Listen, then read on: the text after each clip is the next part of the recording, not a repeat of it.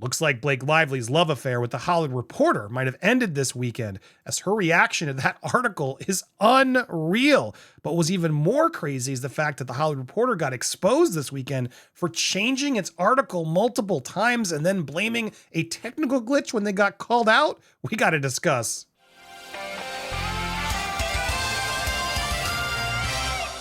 Welcome to Popcorn Planet. I am Andy Signore. Man, this article caused a lot of drama. Look, when I originally read it, I thought there's some neutral things here. And while obviously blaming his religion, it doesn't excuse Blake's, behavior, which I was never trying to imply, I did see it as a little bit of an out that could potentially help her and her team try to use. And obviously not everyone's going to accept, but man, she's not going to take it. She's not at all going to accept that theory because of course she's not. And instead she slammed it, the entire cover, for being sexist, lampooning her article. So the statement says, in addition, let me start at the beginning here. Here's the statement. It says, the framing in this picture is outrageously insulting as it plays into every sexist trope about women who dare to file a workplace complaint, turning them into the aggressor and suggesting they deserve the retaliation that comes their way. In addition, the story is extremely offensive as it incredibly seems to explain away documented examples of SH and retaliation by calling them cultural misunderstandings. This statement from her is unbelievable. This woman is the most tone deaf and ridiculous.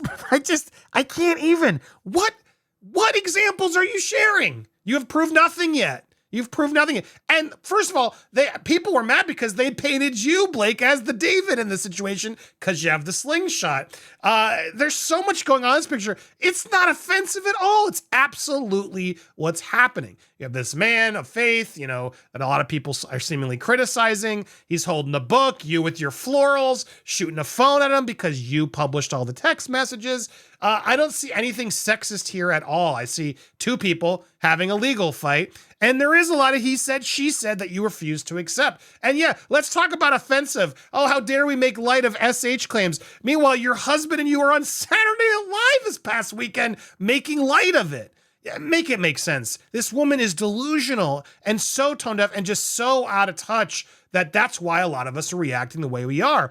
But beyond all that, her talking about, how offensive this piece was, I want to focus on, and shout out to Zach Peter, who called this out. I saw it first through him over the weekend. The changes in this article are insane. We got to talk about this. So we're going to get more into this Jenny Slate of it all, because she says in this article, she says that while she had a toddler, she wasn't thrilled with the space she'd rented. But moving wasn't an option because she didn't want to lose the sizable security deposit, around $15,000. Heath, the producer, informed Slate that Wayfair could reimburse her for the lost security deposit so she could find better accommodations. But apparently, he made the offer using languages that made Slate uncomfortable. Sources say he focused so intensely on the sanctity of motherhood and Slate's role as a mother that she filed a complaint to the film's distributor, Sony, about the incident. Spokesman for Slate did not return multiple requests for comment. Now, before we even get to the complaint issue, which got corrected, what does this even mean? Sources say he focused so intensely on the sanctity of motherhood and her role as a mother. Can we get more specific? It makes me think there isn't really actually anything very specific or that bad because Blake didn't include it in her suit. And if it was bad, I feel like she would. But let's even further. So apparently she filed a complaint to Sony. It's the first time we heard, so she complained to Sony. No, apparently not. So this is the version on February 22nd that they changed. The word got back to Sony, the film's distributor. Notice how they took away, she filed a complaint because they had to change it. Now they went back on the 23rd, she filed a complaint to the file's distributor. And now go to the article as it is now, where it is. Sources say, focus so intensely. According to sources, Sony became aware of Slate's concerns and informed Wayfair about them. Spokesman for Slate did not. So was there a formal complaint? Now it's the way it's all changed. There's clearly an argument as to, was there a formal complaint made? Now, if she complained to Sony, that's technically a complaint, but Sony isn't the employer. It's Wayfair. So who else can she complain about? Wayfair? It seems to me that there is an argument as to who complained when and what, but I'm still focused on the what. on the sanctity of motherhood. So this guy gives you $15,000, which you didn't have to do, to get better accommodations for you and your toddler during production. And so you had to hear him talk a little bit about motherhood, and that was too much to bear. I'm sorry. Like, what? This is SH that Blake Lively's referring to. This is the other crew member that was, a cast member was so offended, not even by Baldoni, by apparently James Heath talking about how important motherhood is and clearly talking about it too much. Again, this is where I do think it comes down to this cultural misunderstanding. There is a little bit of it that I think is hard to deny. These people at Wayfair and their faith are very all about maternal instincts and all these things and spirituality that look, there's just certain people in the world, in the industry, who just get annoyed by that kind of stuff and roll their eyes and don't want to hear about it. And I do still think there's something in this piece that's valid that clearly Blake and Jenny are not going to ever accept or acknowledge. When I said there was some stuffing that I think is fair, that's what I referred to, because what are we talking about? The state of the maternal, like, who cares? My God, so much worse happens in this industry and real crimes. And this is why we're here. Now, what's interesting is they did finally put this on here. Story's been updated to provide additional context regarding Ari Emanuel's quotes, which we'll get to in a second. Due to a technical glitch, a portion of this story regarding Jenny Slate reverted to an earlier unedited version and has since been updated. Well, that's a lie, because you updated it 3 times. You have this version, she filed a complaint to the film's distributor, and then you changed it saying, no, word got back to Sony, and then you put it back to the first version, and then you changed it again. Sony became aware of the concerns. You took away the word complaint. So blaming this, oh, is a technical glitch. No, you changed it. There was clearly an argument as to there was never a formal complaint. That's clearly, I'm assuming, that's what Justin's team is still saying. And clearly Blake's team can't prove it. And Sony said earlier there was never any complaints. So this is where we are. So now Hollywood Reporter doesn't really know what's true and what's not and hasn't changed it. I don't want to accept these rights, but here it is. They took it away. The version on the 23rd didn't even have the correction. As they made the correction, they didn't even post it. They're trying to rewrite history here in the Hollywood Reporter, and it's scary. It's insane. And that wasn't the only thing. This is the original article as is on the 21st. It's not really fair, Ari Emanuel said at an event, noting the power imbalance between Baldoni and Lively, which is valid. That line's going to get cut in the new version. However, it didn't stop Emanuel from referring to the director as baloney while speaking at the Wilshire podcast taping, which, yada. I've known them for a decade. They're really incredible people in Hollywood. They have been incredibly successful, blah, blah, blah, blah, blah. So that's what they're talking about. But now notice what it is now. They've added a whole thing here. Until recently, Wayfair, Baldoni, Lively, and Reynolds were all represented by WME, which tried its best to broker an uneasy peace between its feuding clients. But when their simmering hostilities boiled over into an all-out war, it was no surprise which clients would emerge on top. So they were pressured. As we've heard, the agency got pressure from Ryan and Blake to drop them. It seems like he's now admitting that. So yeah, the agency announced it was dropping them from the roster. W's decision, even though the people in the agency apparently were very opposed to it. They wanted to remain neutral, but they did now could have costly ramifications for Wayfair. They just lost the Pac-Man deal. His comments about his effed up bad situation, Endeavor called Ari added to insult when he said, refer to the director as baloney.